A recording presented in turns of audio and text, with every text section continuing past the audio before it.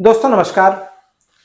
उत्तर प्रदेश के लखनऊ बेंच के high court ने एक आदेश पारित किया कि अनरजिस्टर्ड मदरसों को बंद नहीं किया जा सकता है।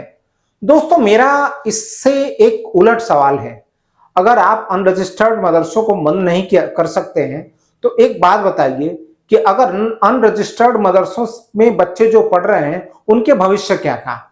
एक कहावत है, कोई व्यक्ति इतना धनवान नहीं है जो अपने बीते हुए समय को खरीद सके।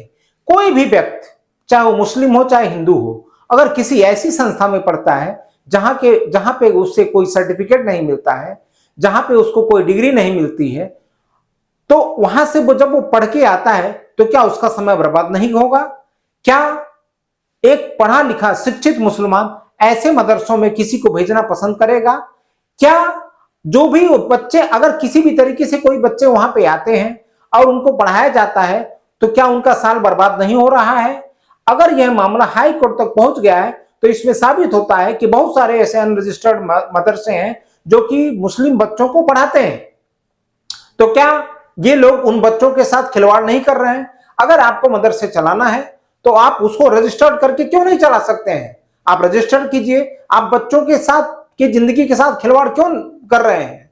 मैं मानता हूं कि कोई भी शिक्षित मुसलमान ऐसे अनरजिस्टर्ड मदरसों में अपने बच्चों को नहीं भेजेगा, लेकिन जिस तरीके से हाई कोर्ट का आदेश आया है उसमें हो सकता है कानूनी बाध्यता हो, लेकिन अगर दूसरी स्थिति से देखा जाए तो मेरे हिसाब से यह गलत निर्णय है। अनरजिस्टर्ड मदरसों में जो भी बच्चे जाते हैं, अगर वहां से पढ़ के आते हैं तो उनका जिंदगी बर्बाद ही होती है, उनका समय बर्बाद होता है। इसके लिए ये जो फैसला है इसको दो तरह से सोच के देखना चाहिए था। एक कानूनी आधार पे, एक नैतिक आधार पे।